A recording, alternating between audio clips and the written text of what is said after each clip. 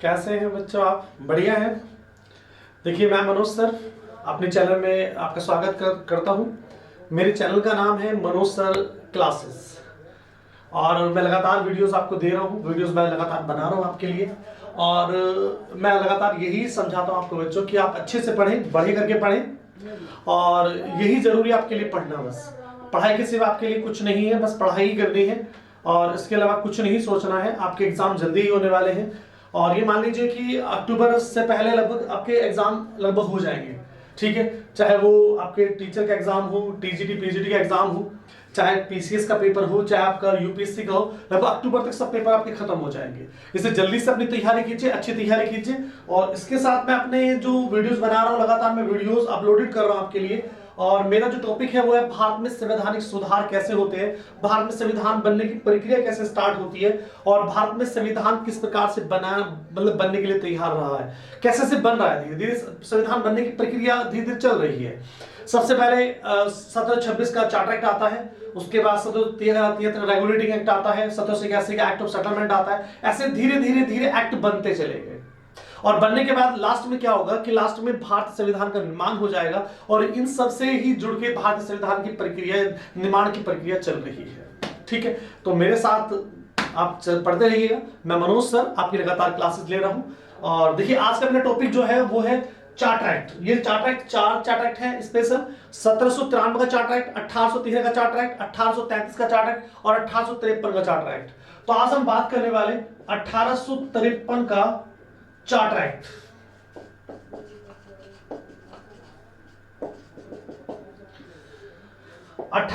के charter act में क्या विशेष है, क्या नहीं है, हम उस पर बात करने वाले हैं। देखिए, मैं इस समय जो 1853 का चार्टर एक्ट बन रहा था, उस समय भारत का जो गवर्नर जनरल था वो लॉर्ड डलहौजी था। और कहा जाता है कि लॉर्ड डलहौजी ने कहीं ना कहीं भारत में ब्रिटिश साम्राज्य का विस्तार सबसे ज्यादा कर दिया था। उसकी बहुत सारी नीतियां थी, राज्य हड़प की नीति थी, डॉक्ट्राइन ऑफ लैप्स बहुत फेमस थी, जिसकी वजह से ब्रिटिश साम्राज्य का धीरे धीरे विस्तार हो रहा था। और कहीं ना कहीं ये विस्तार इतना ज्यादा बढ़ गया था कि अब कहीं ना कहीं नए प्रांतों की आवश्यकता पड़ रही थी।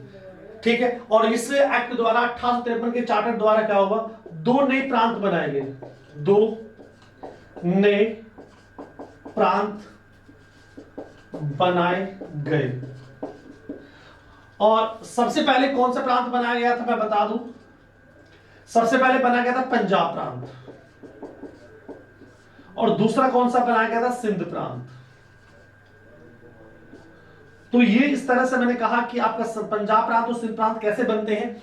लॉर्ड डलहौजी की डॉक्ट्राइन ऑफ लैप्स बहुत फेमस नीति रही है और जब ये चार्टर एक्ट आता है उस समय भारत का जो गवर्नर जनरल होता है लॉर्ड डलहौजी होता है और अपनी साम्राज्य विस्तार की नीति के तहत कहीं ना कहीं वो ब्रिटिश साम्राज्य का जो शासन है वो बहुत ज्यादा विस्तार कर देता है। और उस विस्तार की का रिजल्ट परिणाम क्या निकलता है कि भारत में दो नए प्रांतों का जन्म होता है, या दो नए प्रांत बनते हैं, पंजाब प्रांत और सिंध प्रांत का जन्म होता है। और इस चार्टर एक्ट में बताया गया कि प्रांत और सिंध को दो नए प्रांतों के रूप में जो है वो बना दिया गया था। तो ये डलहौजी की नीति के तहत ही बने गए थे, ऐसी बात नहीं है। तो एक टॉपिक तो ये होता है आपका तैयार। उसके बाद दूसरा टॉपिक क्या है कि 1833 का जो चार्टर एक्ट आया था, आपको पता हो तो 1833 के चार्टर एक्ट में एक बहुत इंपॉर्टेंट बात थी कि बंगाल का जो गवर्नर जनरल था उसे भारत का गवर्नर जनरल बना दिया गया था। अब बंगाल का जो गवर्नर जनरल का पद था वो बंगाल भी संभाल रहा था, पूरे देश को भी संभाल रहे थे।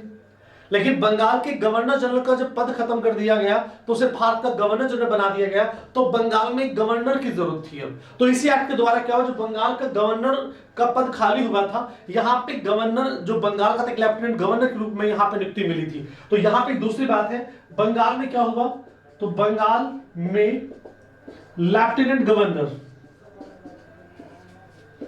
का पद बनाया गया।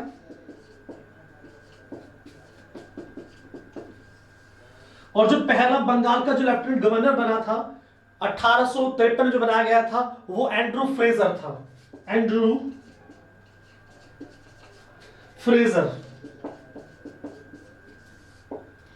तो दो बातें हैं, लॉर्ड डलहौजी की डॉक्ट्राइन ऑफ लैप्स वाली नीति के तहत कहीं ना कहीं ब्रिटिश साम्राज्य का विस्तार होने से दो नए प्रांतों का जन्म होता है, और पहला प्रांत जो बनता है वो पंजाब प्रांत बनता है, और दूसरा जो है सिंध प्रांत बनता है। तो दो नए प्रांतों का जन्म होता है। ये दोनों मैंने बता दिया आपको, पंजाब प्रांत एंड सिंध प्रांत बनाए गए 1853 के चार्टर एक्ट के द्वारा।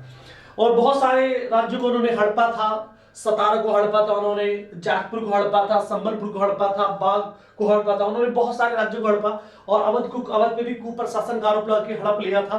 तो कहीं न कहीं जो लॉर्ड डलहौजी की नीतियां थी वो ब्रिटिश साम्राज्य के विस्तार के लिए थी, और ये सबसे बड़ा विस्तार माना जाता है ब्रिटिश साम्राज्य का जो लॉर्ड डलहौजी ने किया था। और उसी परिणाम स्वरूप क्या हुआ, पंजाब और सिंध दो नए प्रांत बनाए गए थे जो मैंने बता दिए 1853 के चार्टर एक्ट द्वारा। दूसरी बात क्या थी, बंगाल का जो गवर्नर जनरल था 1833 के चार्ट में बताया गया कि बंगाल का जो गवर्नर जनरल था उसे भारत गवर्नर जनरल बना दिया गया, और बंगाल का जो गवर्नर था वो पद खाली हो गया पूरी तरह से।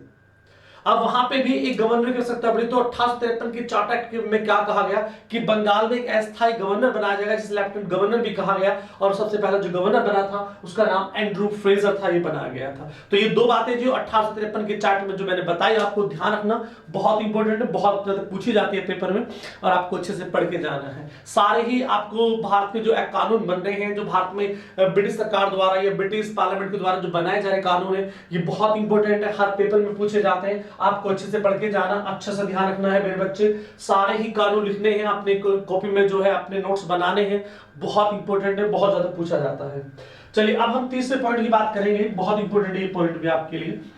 तो धीरे धीरे चार्टर एक्ट भी खत्म हो गए, उसके बाद जो हम नेक्स्ट चैप्टर चलाएंगे इंडियन काउंसिल एक्ट 1858 की बात करूंगा, फिर इंडियन काउंसिल एक्ट 1861 आएगा, फिर 1852 में आएगा, फिर 1909, 1919, 1935 और फिर 1947। इस तरह से ये सफर जो है भारत संविधान के बनने पर जा खत्म होगा, और भारत में जो संवैधानिक विस्तार था वो धीरे धीरे संवैधानिक जो प्रक्रिया थी वो आगे बढ़ रही है, और धीरे धीरे संविधान बन रहा है। संविधान की जो प्रारूप है, प्रोविजंस है, वो धीरे धीरे बनते जा रहे हैं। आपको बस ध्यान रखना है, अच्छे से पढ़ के जाना है।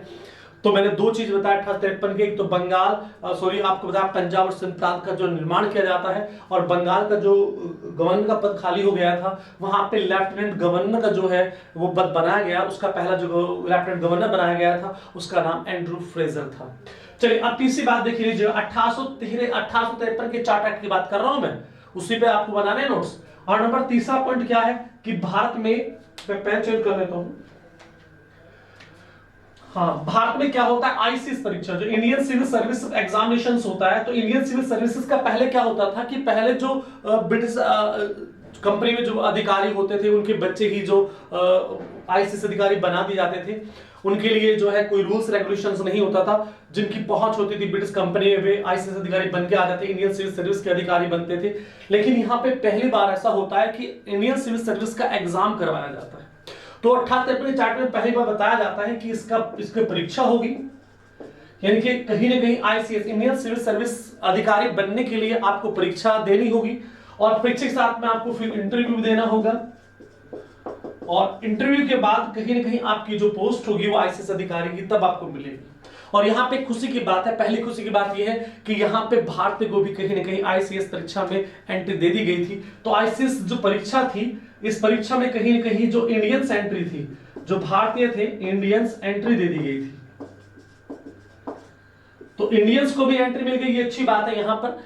और कहा जाता है कि इस कानून के बनने के बाद जो थे 10 साल बाद 1853 प्लस 10 जोड़ दीजिए तो 1863 में पहला सुरेंद्रनाथ बनर्जी को जो है कहा जाता है कि पहले आईसीएस अधिकारी बनाए जाते हैं इसके 10 साल बाद। लेकिन कोई बात नहीं, भारत को तो एंट्री मिली है कि भारतीय भी परीक्षा दे सकते हैं, आईसीएस परीक्षा दे सकते हैं, और वे भी कहीं ना कहीं जो है इस एग्जाम को क्वालिफाई कर सकते हैं और वे भी अधिकारी बन सकते हैं। तो यहाँ पे लेकिन एक बड़ी हुआ, यहाँ पे एज के बढ़ की, तो एज यहाँ पे थी 1823 थी, उस एज को रखा गया कि इतनी ही एज के जो व्यक्ति होंगे वो फॉर्म भरेंगे, इससे जो नीचे का जो है वो फॉर्म नहीं भरेगा। 23 से ज्यादा की आयु वाले व्यक्ति इससे फॉर्म नहीं भर सकते। तो ये बहुत इंपॉर्टेंट रहा। और आईसीएस परीक्षा कराने की पूरी जो जिम्मेदारी थी वो समिति कौन थी, जिस समिति ने काम किया है, तो लॉर्ड मैकाले की समिति थी। तो लॉर्ड मैकाले समिति बनती है, लॉर्ड मैकाले समिति बनती है और ये 1854 में बनती है, और कुल मिलाकर फिर 1855 में इसका एग्जाम करा दिया जाता है।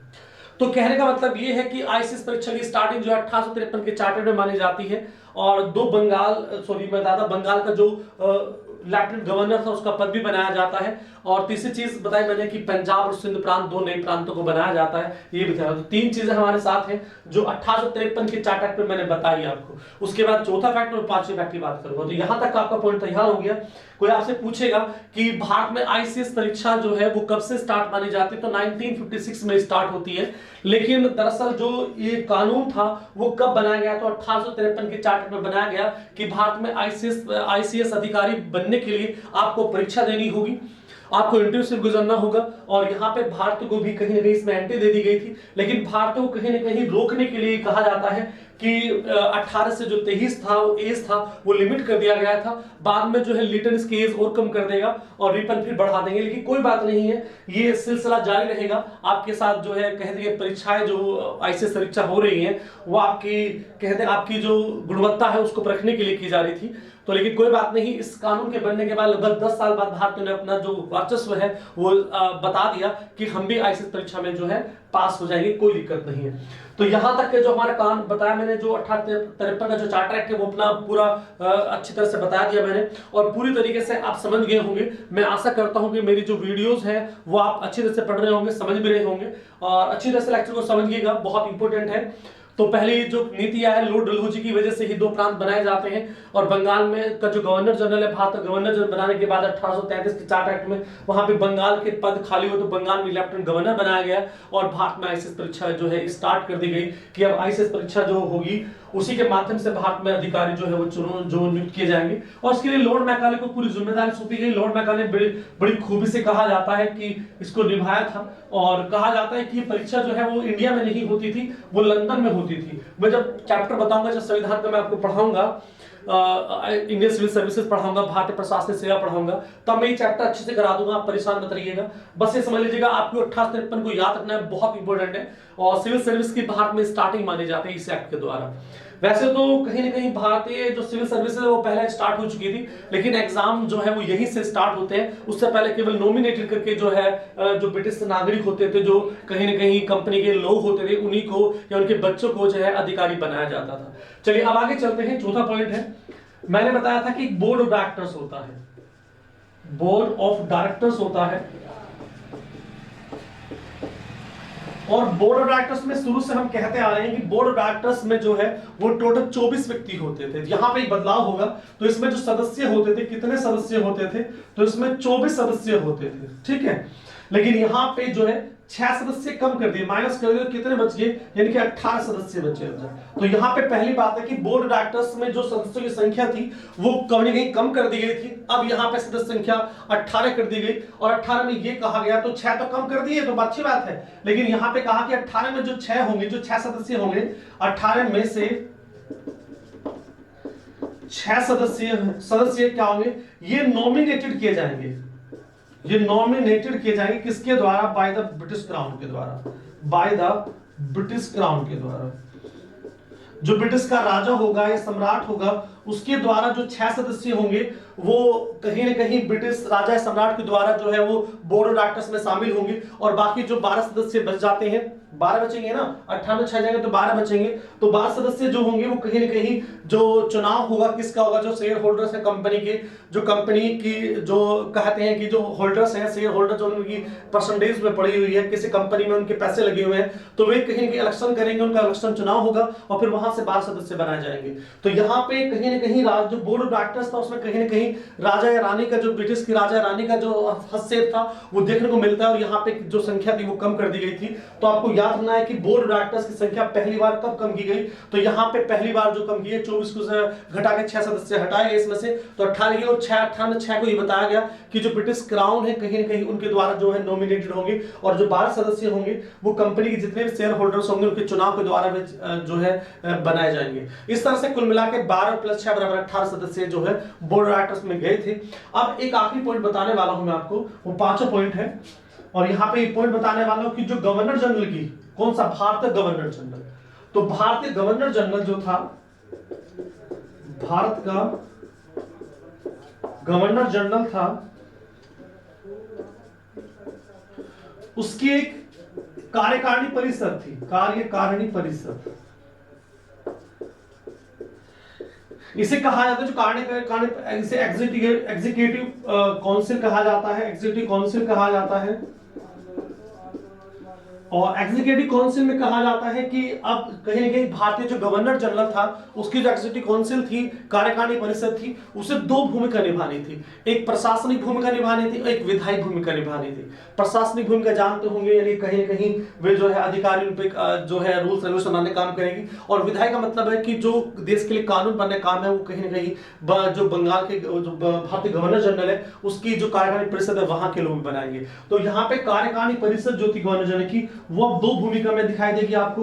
एक दिखाई देगी आपको प्रशासनिक भूमिका में दिखाई देगी मेरे बच्चे, प्रशासनिक कार्य करेगी, और एक विधायी कार्य करेगी। विधायी मतलब कानून बनाना, विधायी कार्य करेगी। और कहा जाता है कि विधायी कार्य के लिए कितने, तो विधायी कार्य के लिए कहा जाता है कि यहाँ पे जो विधायी कार्य होगा उस विधायी कार्य के लिए कहीं ना कहीं 6 सदस्य जो है वो अलग से लिए जाएंगे, यानी कि ये स्थानीय प्रतिनिधि के रूप में होंगे, स्थानीय प्रतिनिधित्व के रूप में होंगे। जो कहा जाता है कि एक व्यक्ति जो है वो बंगाल से लिया जाएगा, एक जो मद्रास से लिया जाएगा, एक बंबई से लिया जाएगा, एक आगरा से लिया जाएगा। तो इस तरह से कहीं ना कहीं जो स्थानीय स्तर पे जो प्रतिनिधित्व थे वो जाएंगे, सुप्रीम कोर्ट का जो मुख्य जज है वो भी जाएगा। तो एक विधायी परिषद भी बना दी गई थी इसी के अंदर के लिए। जो एग्जीक्यूटिव काउंसिल थी गवर्नर की वो भी बनाया, उसमें से एक विधायी परिषद का भी निर्माण कर दिया गया था।